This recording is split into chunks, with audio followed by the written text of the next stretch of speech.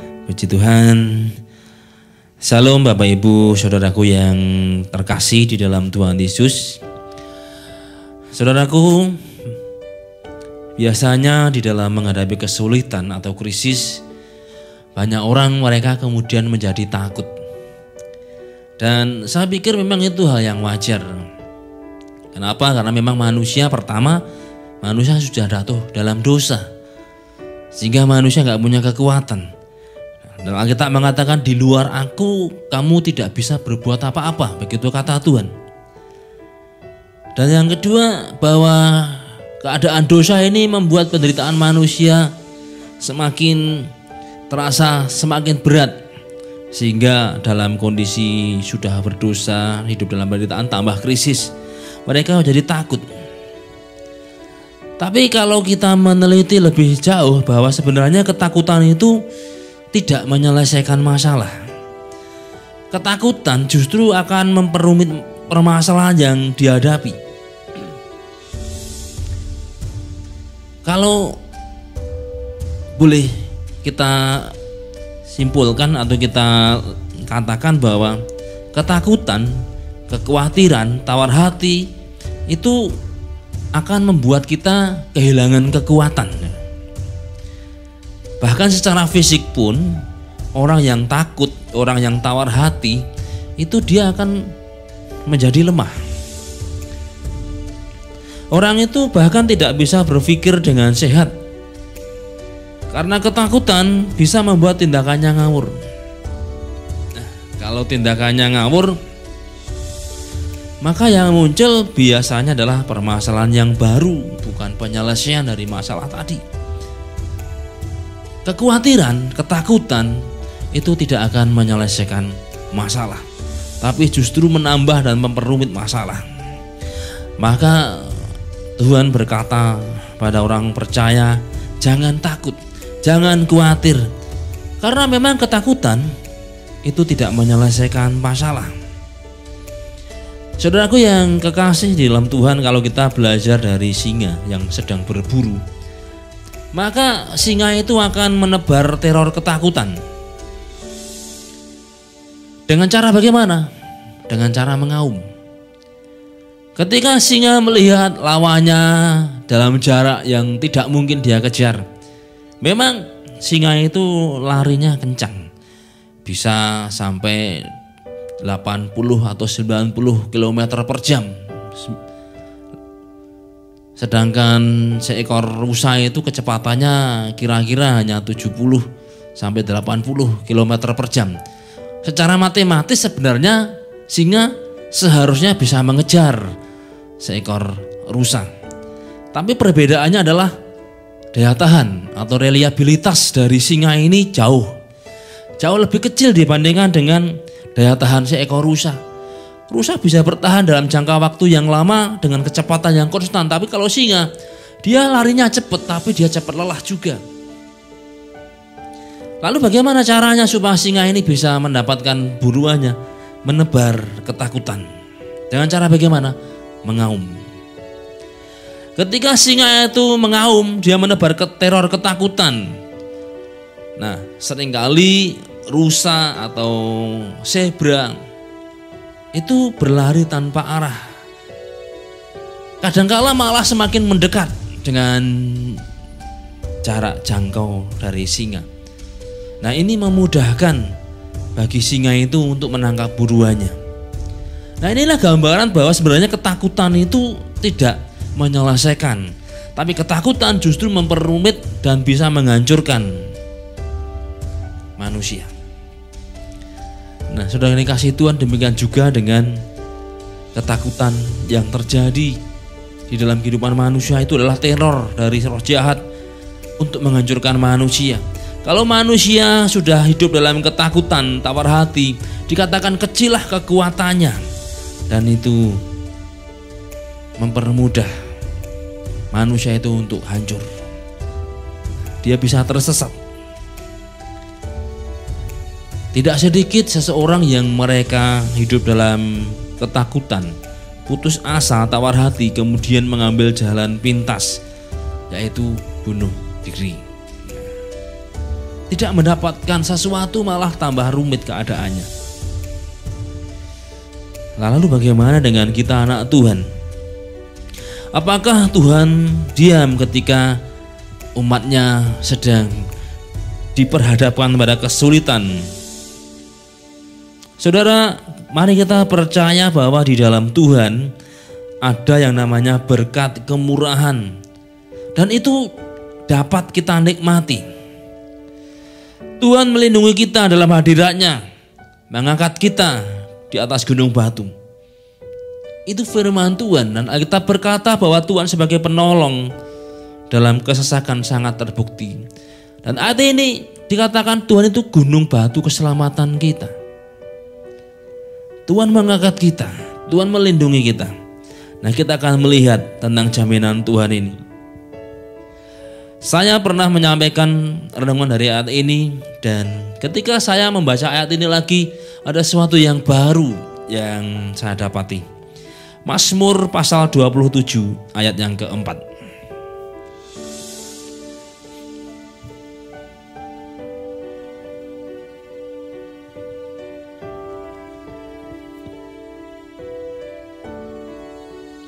Mazmur pasal 27 ayat 4.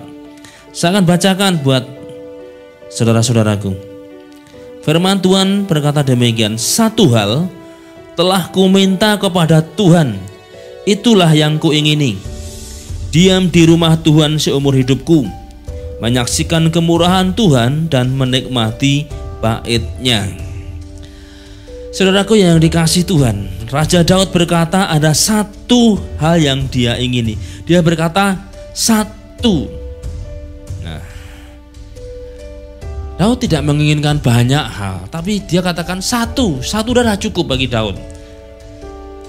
Kata satu dalam bahasa aslinya itu ehad.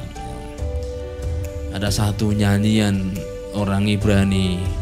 Dengarlah hai Israel, Tuhan itu Allah, Tuhan itu Esa, Sema Israel, Adonai Elohimnu, Adonai Echad.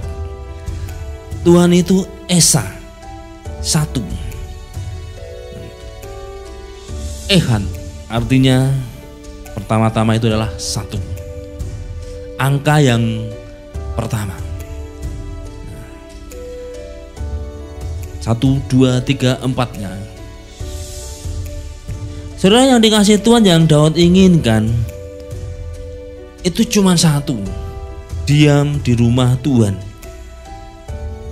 Saudara, semua orang pasti punya keinginan, dan kadangkala orang menempatkan keinginan itu di atas kebutuhan. Nah, kalau orang menempatkan keinginan di atas kebutuhan, akhirnya sesuatu yang dia beli bukan jadi kebutuhannya, rugi. Ada seorang ibu-ibu, satu kali ada tamu datang ke rumahnya, dan ternyata tamu ini seorang ibu-ibu juga, membawa seperangkat alat masak. Dan dengan kelihayannya, dengan perkataannya, kemudian ibu ini yang ternyata adalah sales itu didatangi. Dia berkata, "Bu, ini produk bagus. Ini harga sekian dapat sekian pisau, kalau tambah sekian lagi nanti dapat ini bagus, Bu." Gitu. Akhirnya dia pikir, wah, harga sekian dapat barang banyak. Akhirnya dia beli. Tapi begitu sales ini pergi, ibu ini kemudian ibu rumah tangga yang di rumah, yang setelah ditinggalkan ibu-ibu yang sales tadi, kemudian dia berpikir, lah saya beli sebanyak itu apa? Baru dia sadar. Ketika diperhadapkan atau dilihatkan sesuatu, orang itu mudah ingin. Seperti ibu tadi, dia ingin, kemudian dia bayar, dan setelah salesnya pergi, baru dia gelo. Saya beli ini, wah kayaknya nggak perlu, ini kayaknya nggak perlu. Dari sekian benda yang dia beli, hanya beberapa yang bisa dia gunakan sebagai rutin sehari-hari. Selebihnya ternyata lebih banyak tidak digunakan. Karena ada keinginan, maka kemudian yang tidak dibutuhkan dia beli. karena menempatkan keinginan di atas kebutuhan. Tapi ada juga orang mereka punya keinginan karena punya kebutuhan, menempatkan keinginan di atas kebutuhan. Kalau memang itu sesuatu yang dibutuhkan, maka dia inginkan. Nah, kalau memang itu sesuatu kebutuhan yang memang mendesak atau penting, maka dia jadikan prioritas. Nah, saudara dikasih Tuhan dalam hal ini, keinginan Daud itu dia katakan, satu hal telah kuminta yang kuingini. Daud tidak berkata ada banyak hal, sekian yang kuinginkan. Tapi Tuhan cuma dia bilang satu hal yang aku minta dan itu jadi keinginanku. Apa? Diam di rumah Tuhan. Saudara yang kekasih, apa keinginan kita saat ini dalam masa-masa sulit ini? Saya percaya pasti semua orang pengen namanya lepas dari kesulitan ini. Tapi mari kita belajar dari Raja Daud. Yang dia inginkan hanya diam di rumah Tuhan. Sesuatu yang dia tempatkan nomor satu. Sesuatu yang ada di atas. Nah, tapi juga sesuatu yang bagi Daud itu penting, sehingga satu saja. Apa keinginan kita? Mari kita belajar dari Daud. Hidup yang selalu menikmati hadirat Tuhan. Nah, kata ehad pun juga punya makna, yaitu yang terutama dan pertama. Bagi Daud, yang terutama di dalam hidupnya itu adalah diam di rumah Tuhan. Tentunya bukan berarti kemudian, oh mari kita sekarang tinggal di gereja terus menerus, ya. Tentunya bukan itu.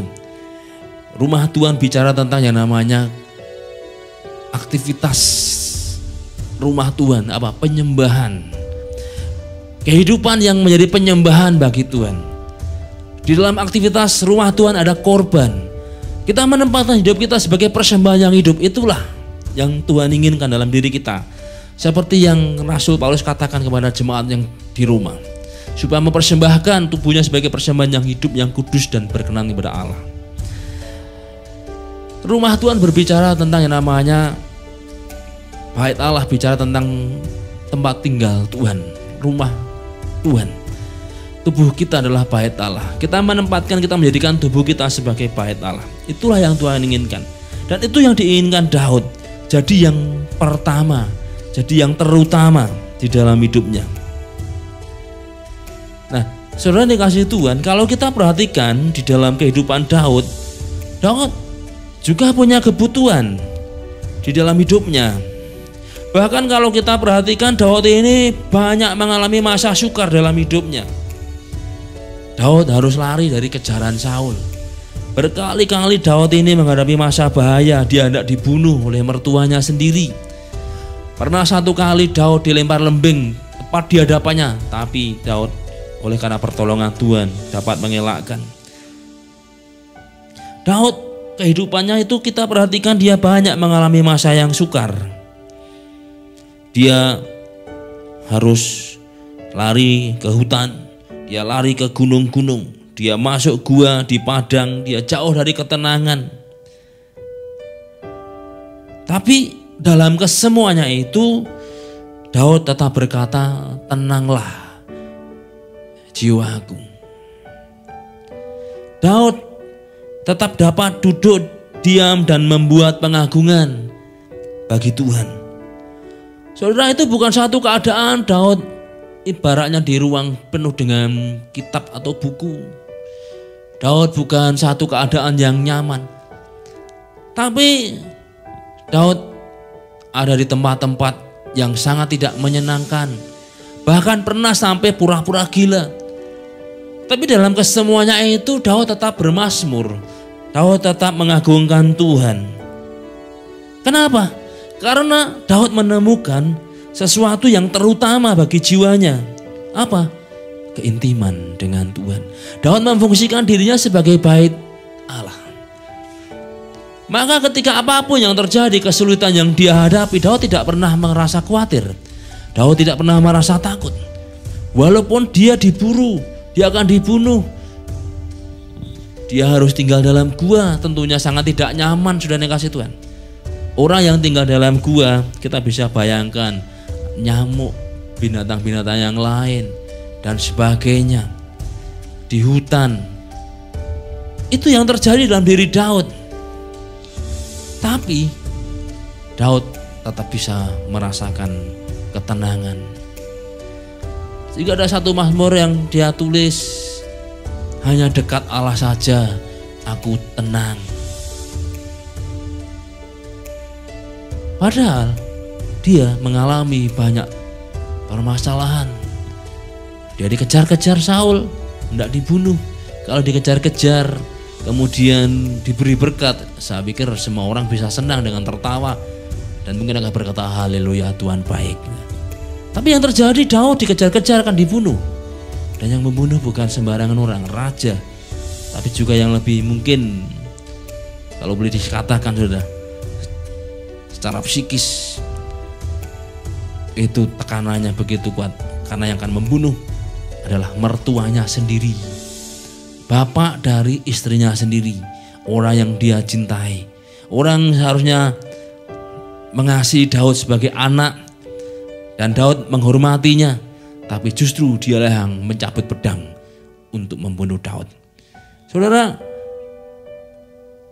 kita bisa bayangkan kalau yang mengejar Daud itu adalah bangsa lain, saya percaya Daud gak akan lari. Daud akan ambil pedang dan kemudian hadapi, habis orang itu. Tapi ini mertuanya, saya percaya kalau Daud melawan, Daud pasti bisa. Tapi Daud tidak melakukan itu.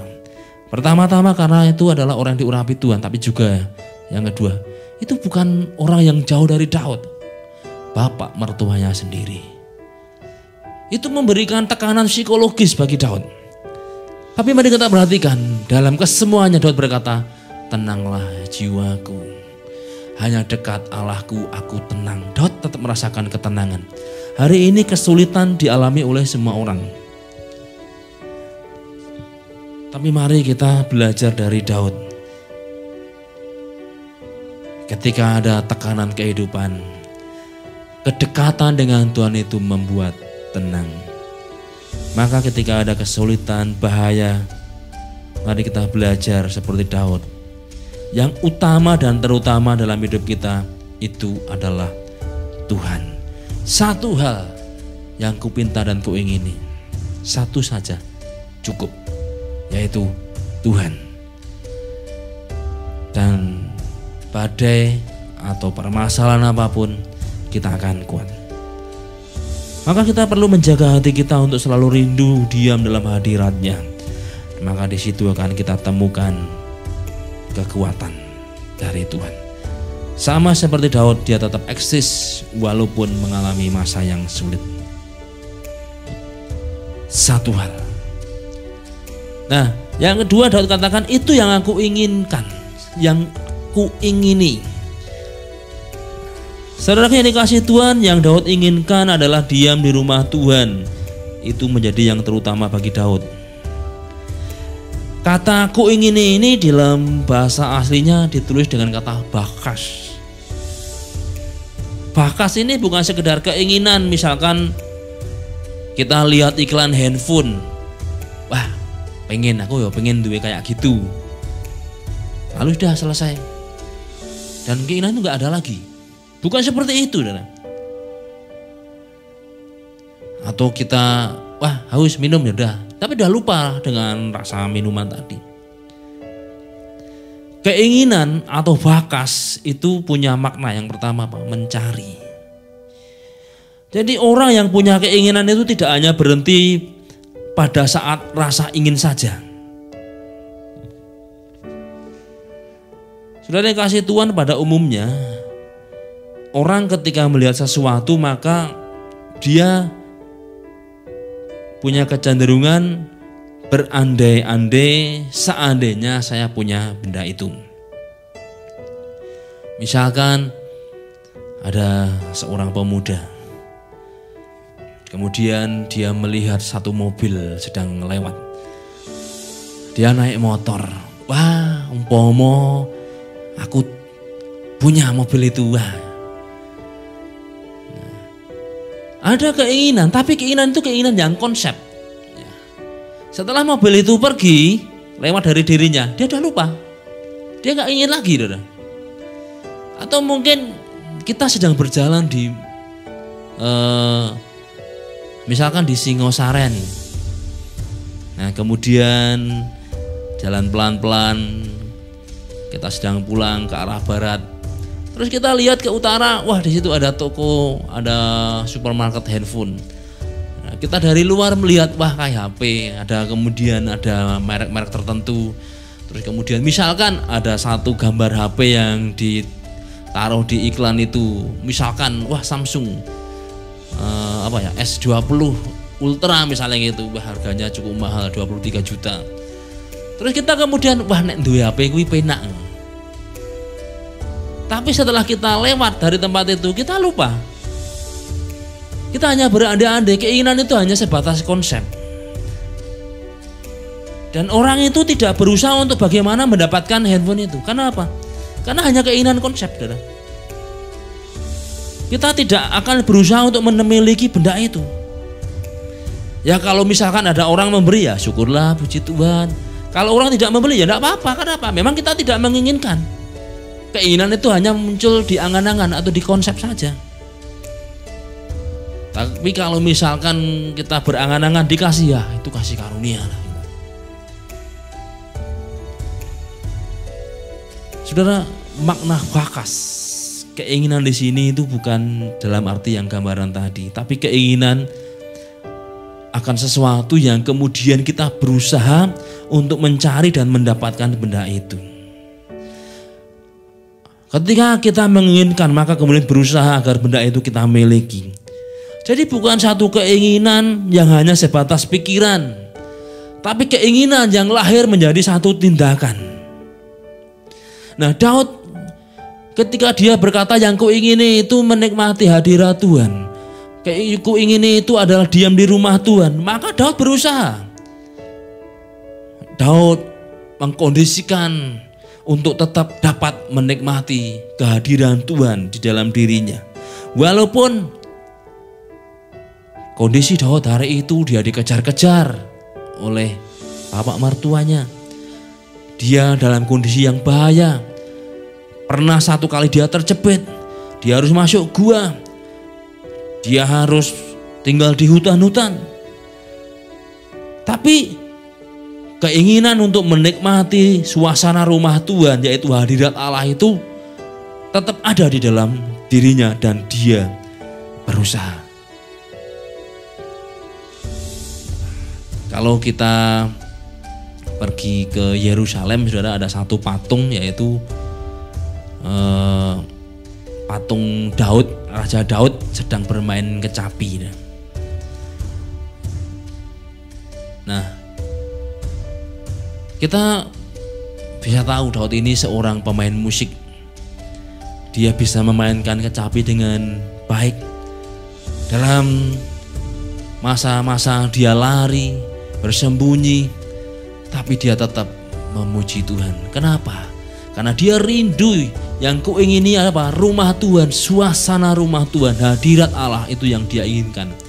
Maka walaupun dia dikejar-kejar, dia akan dibunuh, masuk dalam gua, dalam hutan, di padang, dia tetap memainkan alat musiknya bagi Tuhan. Kenapa? Yang dia inginkan adalah suasana hadirat ilahi. Bakas, satu keinginan yang kemudian dilahirkan menjadi satu tindakan untuk mendapatkannya. Jadi bukan sebatas keinginan hanya konsep, hanya diandai-andaikan, tapi dia berusaha untuk mendapatkannya. Makna yang kedua dari bakas itu adalah desire, atau mungkin juga passion. Desire ini artinya hasrat. Tapi kalau diterjemahkan dalam pengertian yang negatif, itu desire itu birahi. Nah, kita ambil sisi positifnya, yaitu satu keinginan yang memuncak dan harus mendapatkan. itulah desire. Ada, kalau boleh dikatakan passion, ada gairah yang begitu kuat untuk mendapatkan, untuk mengalami atau melakukan apa yang dia inginkan. Nah, kalau dalam arti yang negatif, ya ini arti negatif, itu seperti orang yang kecanduan. Orang itu sampai saudara bisa ngawur. Dan orang yang kecanduan itu, maaf kata, buyutan. Jadi istilah apa ya namanya? Ini tangannya gemetar terus itu. Nah, kayak buyutan itu ya. Remor. Seperti itu. Dan dia akan keluar keringat dingin gitu ya. Karena saya pernah ngalami. Sudah dikasih Tuhan, itu kalau tidak mendapat apa yang dia inginkan, wah itu rasanya badan itu sakit semua. Seperti itu, saudara. Nah, Daud dia ngalami apa? Tremor tadi ya. Itu dengan Tuhan. Keinginannya untuk menikmati hadirat Tuhan itu sangat kuat. Menjadi satu hasrat yang sangat kuat. Jadi Daud punya passion yang begitu kuat untuk menikmati suasana rumah Tuhan. Sementara keadaannya dia sedang lari, dia tidak ada di rumah Tuhan. Tidak dekat dengan tabernak. Maka yang terjadi apa? Dimanapun dia berada, Daud dengan kecapinya, dia memuji Tuhan, dia menyembah Tuhan, dia merasakan keintiman. Dan keinginan yang kuat itu maka Daud gambarkan seperti rusa yang rindu akan air. Daud berkata, seperti rusa merindukan air, demikianlah jiwaku rindu akan Tuhan. Ketika rusa sudah mencium bau air, salah satu kehebatan seekor rusa adalah indera penciumannya ini mampu menangkap air itu dalam jarak 3 mil. Itu cukup jauh, saudara. Hampir 10 kilo itu. Tapi rusa mampu menangkap dan dia bisa berlari dengan begitu kencang untuk mendapatkan air itu. Tapi untuk mendapatkan air itu bukan perkara yang mudah. Karena dimanapun rusa itu bergerombol ada, itu akan diikuti terus oleh predatornya. Mungkin cetah, mungkin macan harimau atau singa dan yang lain. Tapi rusa, dia akan terjang, dia akan berlari sampai dia temukan air. Daud mengalami masa-masa seperti itu. Kerinduannya akan Tuhan, passionnya dengan Tuhan yang begitu kuat. Itu semua dia terjang untuk mendapatkan dan merasakan kedekatan dengan Tuhan. Orang kalau sudah punya passion dengan Tuhan, maka dia akan berusaha. Apapun yang menghalangi, dia akan berusaha untuk menikmati hadirat Tuhan.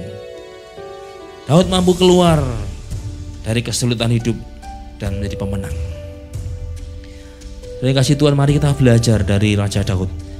Mari kita belajar, kita minta, kita timbulkan, kita punya passion yang kuat, gairah yang kuat dengan Tuhan. Maka kita akan mendapat kekuatan ilahi. Masa yang sukar memang harus ada.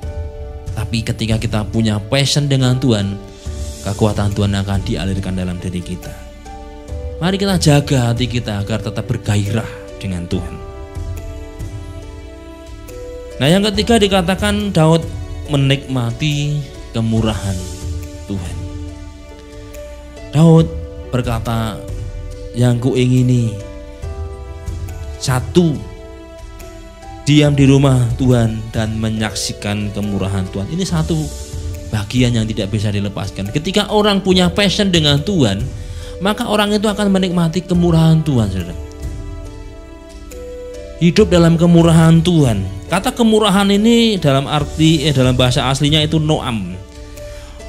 Artinya noam itu adalah sesuatu yang mengenakkan, satu kebaikan, tapi juga noam punya arti dukungan. Kalau kita punya passion dengan Tuhan, maka kita dapat mengalami kebaikan Tuhan dalam hidup kita. Itu nyata dalam hidup kita. Kita akan mengalami hal yang istilahnya enak dari Tuhan. Bukan berarti tidak ada masalah. Masalah tetap ada. Tapi kita akan mampu melewati. Kenapa? Ada dukungan yang dari Tuhan. Ada kekuatan yang dari Tuhan, yang Tuhan berikan kepada kita. Dan itu yang terjadi dalam diri Daud. Daud mengalami semua itu di dalam hidupnya. Dan sepanjang hidupnya Daud mengalami kebaikan Tuhan. Dia di rumah, kakak-kakaknya bertindak tidak baik kepada Daud. Tapi Daud dapat melewati. Kenapa? Pengharapan dan kekuatan Daud di dalam Tuhan. Dan dia punya passion dengan Tuhan yang kuat. Gairahnya dengan Tuhan begitu kuat. Ketika dia sudah tinggal di istana, dalam arti dia sudah keadaan lebih baik setelah membunuh Goliat. Gantian. Kalau dulunya adalah kakaknya, sekarang bapak mertuanya ganti. Tapi kalau kita perhatikan, semua itu dapat dilewati Daud. Bahkan pada masa tuanya Daud berkata, dahulu aku muda, sekarang telah menjadi tua, tapi tak pernah kulihat orang benar ditinggalkannya atau anak-anaknya meminta-minta roti. Daud melihat bagaimana penyertaan dan pertolongan Tuhan itu ada di dalam dirinya. Tapi mari kita juga lihat Daud menjaga passionnya, gairahnya dengan Tuhan. Sehingga sampai kapanpun kita melihat Daud itu tidak mau lepas dari Tuhan. Ketika dia sudah berdosa, dia berkata, jangan ambil rohmu daripadaku. Daud tetap mau menjaga kehidupannya erat dengan Tuhan. Dan kita melihat penyertaan Tuhan selalu ada di dalam dirinya. Maka saudaraku yang dikasihi Tuhan, mari kita belajar dari Daud. Satu yang kita inginkan itu Tuhan. Ketika kita sudah punya Tuhan, yang lain akan ditambahkan. Maka mari kita jaga passion kita, gairah kita dengan Tuhan, supaya tetap menyala-nyala. Sehingga kita akan menikmati kemurahan Tuhan. Nah, puji Tuhan, biarlah firman Tuhan ini jadi berkat bagi setiap kita. Tuhan Yesus memberkati.